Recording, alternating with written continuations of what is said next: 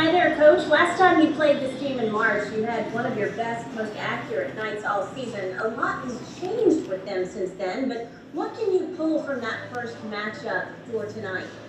Well, I don't know. I mean, you can learn stuff, but I mean, it's so long ago, and both teams are playing different people, so not a whole lot.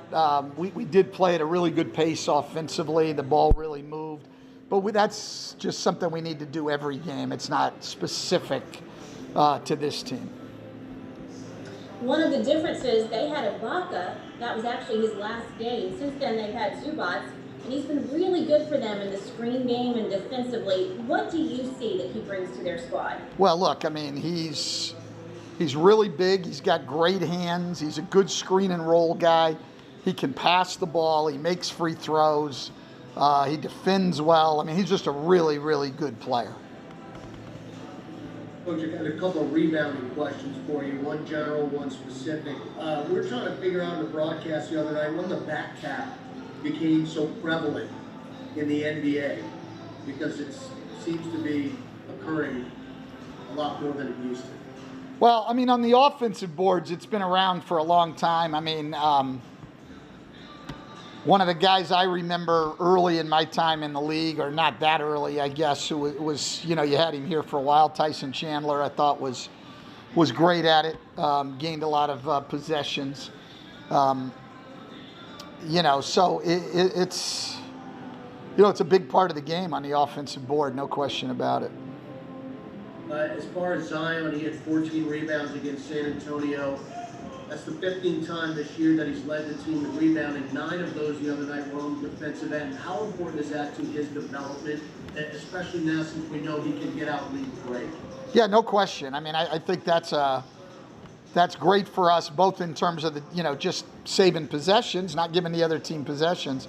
But as you say, I mean, I think some of your best fast breaks, we saw it from, Josh Hart a good part of the year, is to be able to rebound the ball and then push it the other way. Hey Stan, Christian Clark here. Do you know if Steven or James will be available tonight? Neither one. And do you know who you go with at center? Yeah, we'll go with Billy. Coach, Paul George has been playing so well for these last 8 games specifically, and I'm sure you're very familiar with his game over the years. What makes him so difficult to defend when he's playing like this? Well, I think that, it starts with he can really shoot the ball, and he's got great size, so he can get shots off. But, over the years in his league, over his years in the league, his ball handling has become so good that he can get to where he needs to get to on the floor, and then he just, can raise up and knock down shots. And then he's one of those guys who's as good at the defensive end as he is at the offensive end. Thank you. And this is Law Murray in Los Angeles. Ty Lue has cited you and your brother as an influence as far as his head coaching journey, and I mean, you were kind of his last head coach in the league, and just wanted to see what you kind of helped impart upon him, what the feedback you got from him on that has been like, and kind of how you've seen him develop as a coach, as a head coach specifically. Yeah, Law, look, I don't know that I had any impact on him whatsoever, and so he would have to tell you. I mean, I don't know. I just know he's a really, really good coach. I mean, smart, very even-keeled demeanor. I think is able to push guys in a good way. His teams get better over the course of the season. I mean, Ty's been good as a head coach right from the beginning, right from the get-go. So that always amazes me. I had so many years in college as a head coach before I got here to the NBA. It amazes me when guys like him and Steve Kerr and Steve Nash are able to just come in and have that success. But I think Ty's really, really good. So I don't know about his progression as a head coach. He was so good right away that, he's just continued to, I guess, to get better and better. But he's been good since the day he walked in. Hi Coach, thanks for taking the time to talk to us. Hugh Hopkins from Sky Sports here in the UK. You guys haven't shot many threes relative to the rest of the league this year, and the percentage hasn't been great either compared to the rest of the league. You obviously need to coach the personnel on your team, but does the fact that some of the best teams in the league posting some of the, they're the most efficient three-point shooters, does that weigh on your mind at all? I mean, I would like to be able to shoot the three better. There's no question about that. We're just not, we're not really built that way.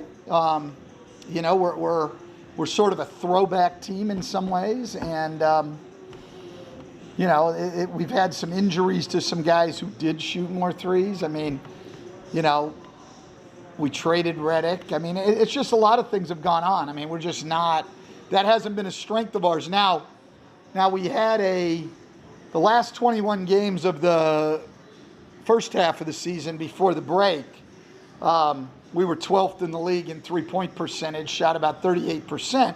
And in that time, we were the number 2 offense in the league. So it has been important to us, but our roster's changed a little since then, too. And the three-point shooting has been a struggle. I don't think that that'll come as any big surprise to anybody. All you got to do is look at the numbers. But you can't just look at the rest of the league and say, regardless of your roster, we're going to go out and shoot 45 or 50 threes, and that's not who you have. So we're a team that's going to get to we're going to score a lot of points in the paint. That's where we've been good. We're going to get to the free throw line a lot. We got to make more of them, but we're going to get there a lot. And that's how our roster is built, and that's how we're going to play most effectively. Hey, Coach. Good afternoon. Thanks for taking time for us. Cameron Buford out here in Los Angeles. I wanted to ask you, you kind of touched on some of the things right now, being a good paint team who scores in the paint, good team who shoots good free throws. But what have you learned with about 85% of the season complete? What have you learned about this team, the makeup of this team? I think we've learned a lot, Cameron, about our players and some of the things that are available, the ability of Zion to handle the ball and initiate offense,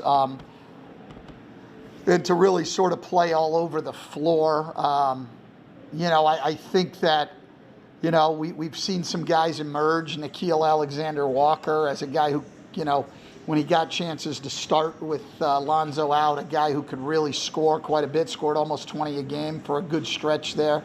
Najee Marshall, now an undrafted rookie, emerging. So we've seen some guys emerge. We've certainly seen some possibilities going forward. And I think also we know where we have to go as a team to get better. I think the players are aware of where we have to, where we've got to get a lot better defensively. We've got to take care of the ball better.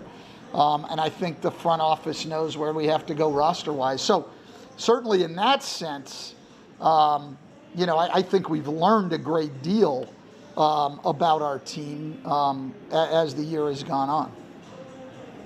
Thank you, Coach. All right, thanks, Coach. Appreciate your time. All right.